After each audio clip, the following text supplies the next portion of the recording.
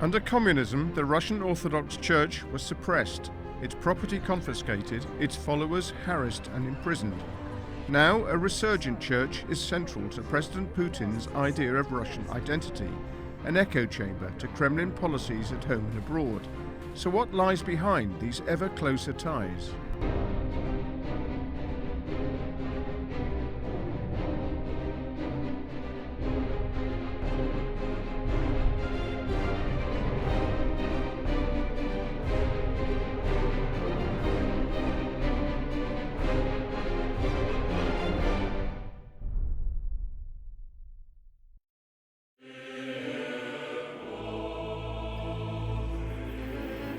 The Russian Orthodox Church claims the allegiance of 3/4 of the population. So it's no surprise that Vladimir Putin acknowledges its importance. Or that its spiritual leader, Patriarch Kirill, returns the favor, calling the president a miracle of God. But some say the relationship between Putin's state and the Orthodox faith goes far beyond mere recognition and expediency, that it's a match made in heaven. The Russian Orthodox Church has made Russian identity.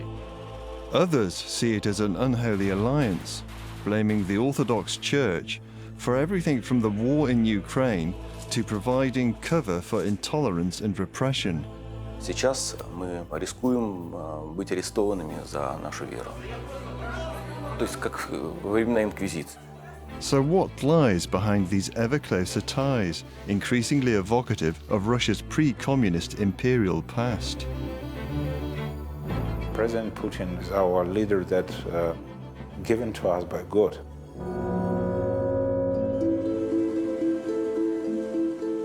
Clues to the synchronicity between church and state can be found in most corners of Putin's Russia.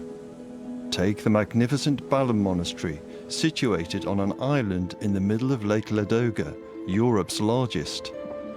Despite its remoteness, thousands of pilgrims come to the sacred monastery, which according to legend stands on the site where St. Andrew planted a cross.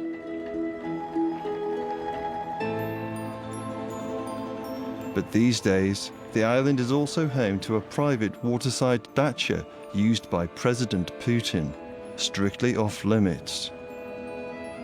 It's a sign of the times. Since the collapse of the Soviet Union, the Russian Orthodox Church has seen a dramatic rise in its fortunes. 25,000 newly built or restored churches, 800 monasteries, millions of new believers. We are on other wave, another trend. If in Europe Christianity goes down and values is going down, in Russia we have moral trend back to Christian roots. Every week, a staggering 19 new Orthodox churches are either built or restored in Russia. Many welcome this increase, including President Putin, seen here opening a new church with Patriarch Kirill, the primate of Moscow and all Russia. But not everyone is happy.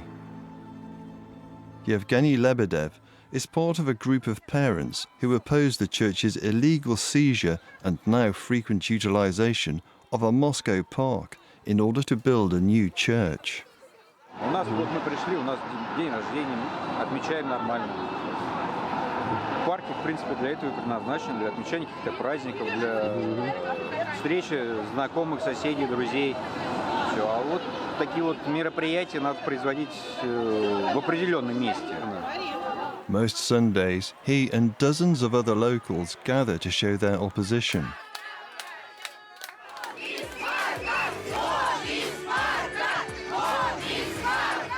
But to openly question such developments carries a risk, as Yevgeny discovered in November 2016.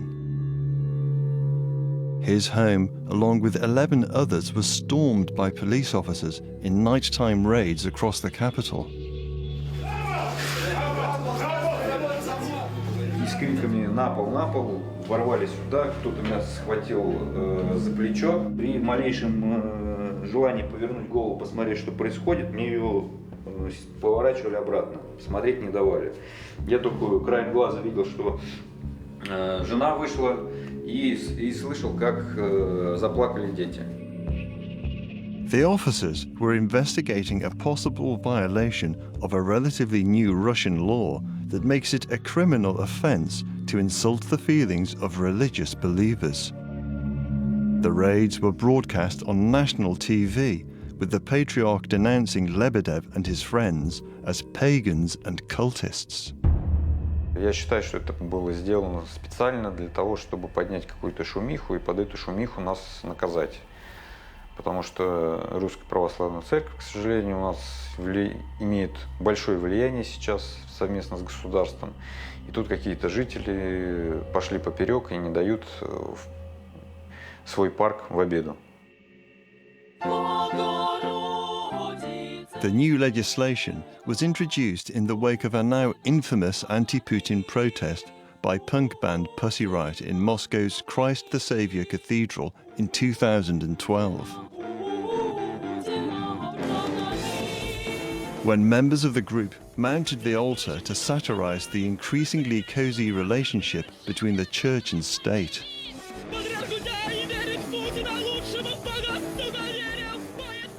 Following the protest, members of the band served 2 years in penal colonies.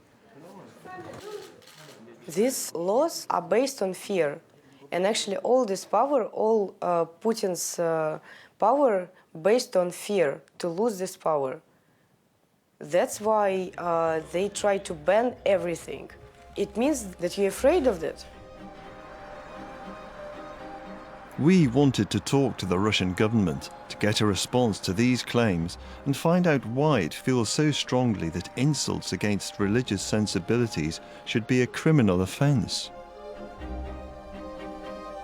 Though blasphemy laws are still in place in some parts of the world, Europe and the West put more emphasis on protecting freedom of speech. None of the officials we contacted were prepared to be interviewed. Critics claim the wide scope of this law has given a green light to religious zealots bent on stifling any views they disagree with. Кто идет против православия, против Господа нашего Иисуса Христа, против Святой Руси, анафема, анафема. The country is now awash with groups who hark back to pre-revolutionary Russia and the monarchy, like the Orthodox banner bearers, whose motto is orthodoxy or death.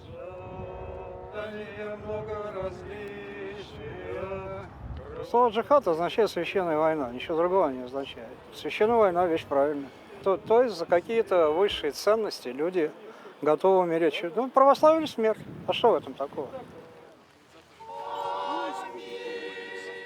Perhaps the most controversial and belligerent of these groups is Sorok Sorokov, founded by Moscow businessman Andrei Kormukin. В очередной раз в парке Коломенское устраивается праздник молодежи православной. Every autumn, the group holds this extraordinary event. Their own muscular brand of Orthodox Christianity is very evident. Есть человечество, которое верит в Христа, и оно, соответственно, христианское человечество. Есть человечество, которое не верит в Христа в разных формах, значит, оно антихристианское человечество. Да? Вот и все. Sorok Sorokov are frequently compared to neo-Nazis. They are unashamedly nationalistic and, say critics, are openly intolerant of other faiths. Ушли печень, ушли сбоку. Россия, Третий Рим, центр веры, духовности, последний, наверное, в этом мире. Это Россия. Sorok Sorokov are deployed to deter protesters at church construction sites. Мы являемся чадами святейшего патриарха Московского и всея Руси. Мы участвуем в патриарших службах, мы помогаем поддерживать порядок на патриарших службах. But more liberal elements within the church feel uneasy about the patriarch's links to such groups. В 90-е годы в нашей стране любой олигарх считал нужным обзавестись такой небольшой своей личной армией наемников, охранников и так далее, да? Создать небольшую свою частную военную компанию.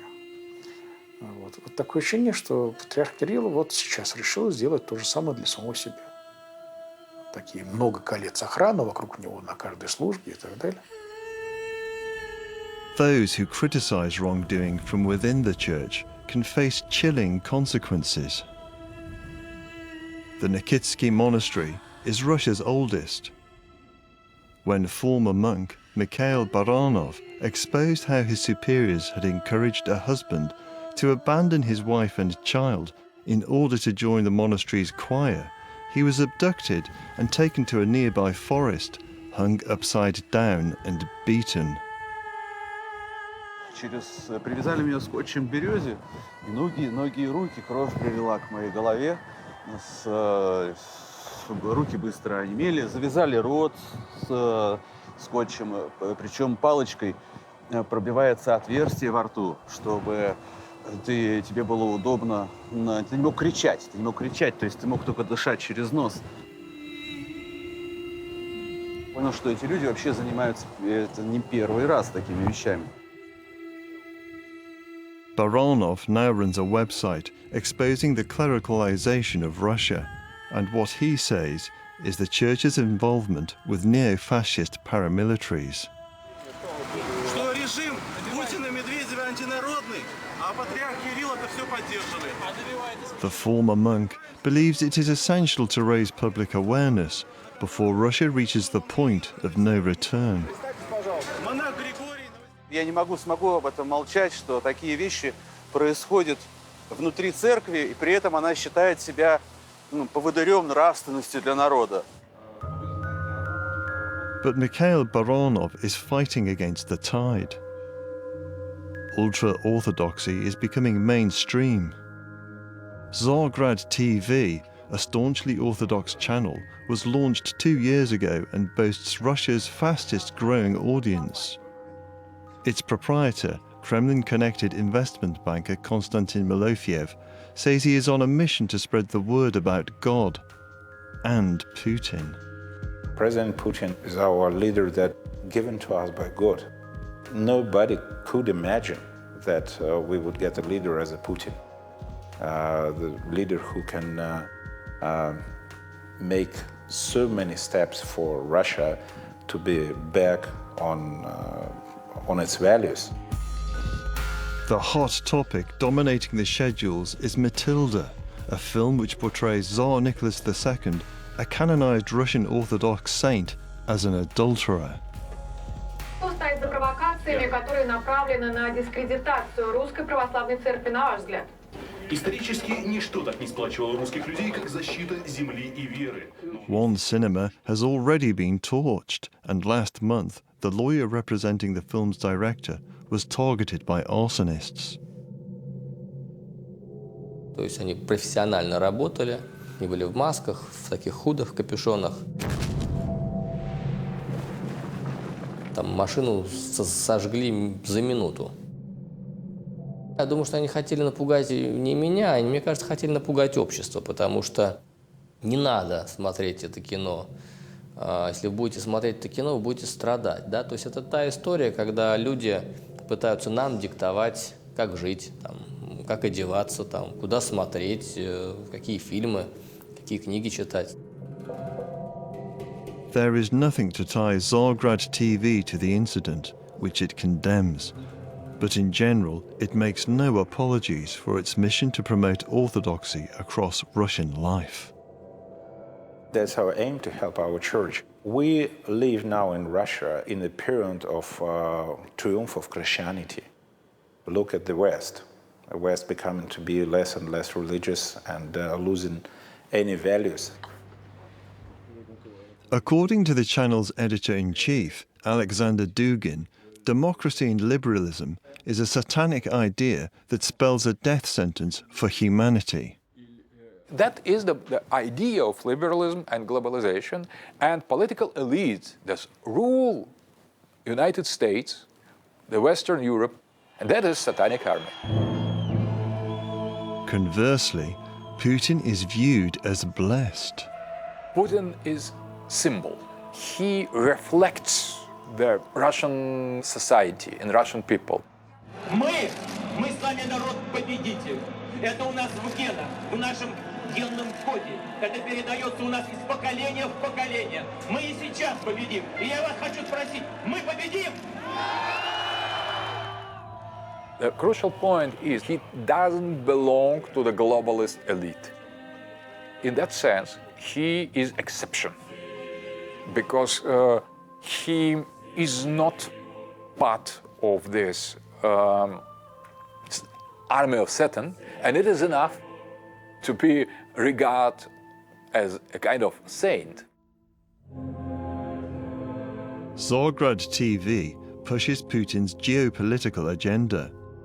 Its proprietor has even been accused of fueling the pro-Russian rebellion in neighbouring Ukraine. There have been press reports which link you with Ukraine, with what's happening in Donbass. Are you happy to talk about that? No, please. It is not a new page, and we are almost over. And your film about Orthodoxy and Christianity. Let's squeeze Donbass. We don't want to talk about Donbass. No. Malofeev denies involvement in the war in Ukraine, but is on an EU blacklist of those deemed responsible for the conflict. Indeed, two of Malofeev's former employees became defense minister and prime minister of the breakaway Donetsk People's Republic. There is little doubt that Orthodox Church members are heavily involved in Donbass. Pavel Shulzhenok is a priest, as well as being a member of the Russian Imperial Legion, a paramilitary group who see it as their religious duty to retake Ukraine. Вообще у нас очень широкая поддержка среди духовенства Русской Православной Церкви. Мы постоянно находимся в тесном контакте с нашими священниками, мы окормляемся у них, и, естественно, у каждого из нас есть благословение на то, что мы делаем. Shulzhenok has served 3 tours of duty in Donbass, seeing action on each occasion. Проливали там кровь, и свою, собственно, и кровь противников. Вот, поэтому у нас есть реальный боевой опыт, действительно. Блокпост, который штурмовал наше добровольческое подразделение, имперский легион. А Украина – это, собственно, часть России, причем очень важная часть России, потому что в Киеве, как мы знаем, было совершено крещение Руси. Там родилась наша нация. Мы не можем отказаться от этой территории в принципе. Если даст Господь, мы сможем взять под свой контроль как можно больше стран.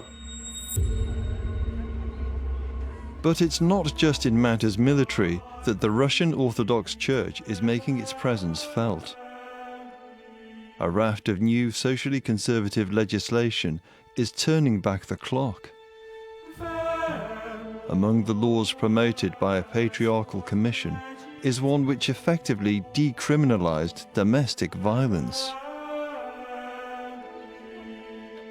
Svetlana and her 3 children are in hiding from an abusive father and husband.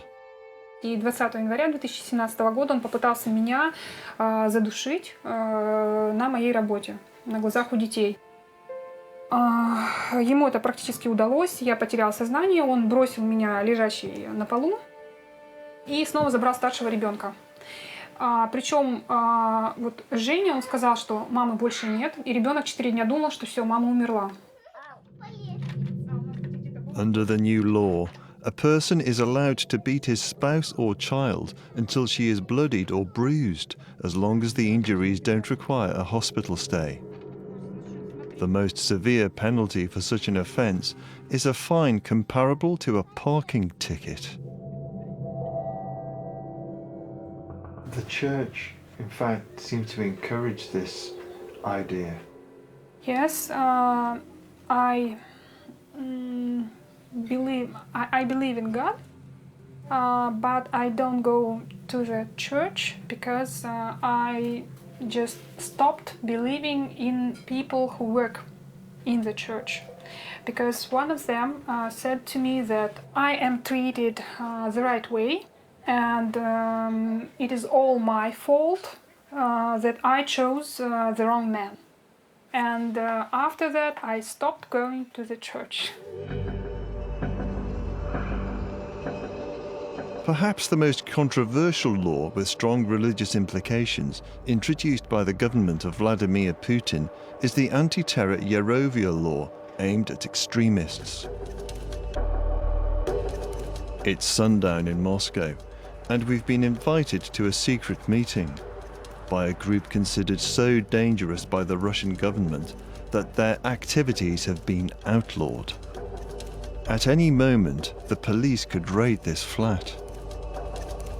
Руку он отдал, где бы они ни жили, сыновья человеческие. You might be surprised to learn that these people are in fact Jehovah's Witnesses. Are you not at risk every time you meet and gather to read the Bible? Да, более того, мы рискуем каждый раз, когда просто заговорим с каким-то человеком о Библии, даже не о своих вероучениях, а сам разговор о Библии может вызвать подозрение у человека, что мы принадлежим к организации свидетелей Иеговы или к вероучению, и он пойдет, заявит на нас полицию, как было такое. Last June, 15 armed FSB officers raided a private home, arresting Dennis Christiansen, a Danish Jehovah's Witness married to a Russian.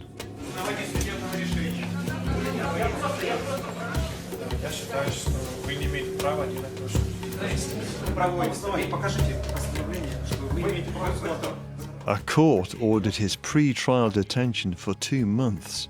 Christiansen could face up to 10 years in prison. His crime, attending a prayer meeting. Он не видится со своей женой, он не может общаться ни с кем. Он, по сути, в какое-то время даже находился в одиночной камере. То есть, как во времена инквизиции. Дело в том, что, во-первых, это было бы смешно, если бы это не было больно для некоторых людей. А смешно то, что религиозная организация, которую за пацифизм преследовали в Третьем Рейхе и в Советском Союзе, и эту организацию обвиняют в экстремизме в путинской России. The law imposes strict restrictions on non-Orthodox religious groups that hark back to the dark days of the Soviet Union. A 1997 government commission concluded that most top clerics, including Patriarch Kirill, were informers for the KGB, an organization in which Putin was a senior officer and would ultimately control, in its new guise, the FSB. The church is kissing him on his cheek. The church, Christianity was banned in USSR. People were killed, repressed, sent years to the labor camps because they were Christians. They were repressed by NKVD, KGB, and now it's FSB. And now church is easily forget everything. В жизни Русской Православной Церкви золотой век. Так хорошо и жирно духовенство не жило никогда. The irony is that this has only been achieved by the use of brutal methods similar to those once deployed by the communists to suppress the Russian Orthodox Church itself.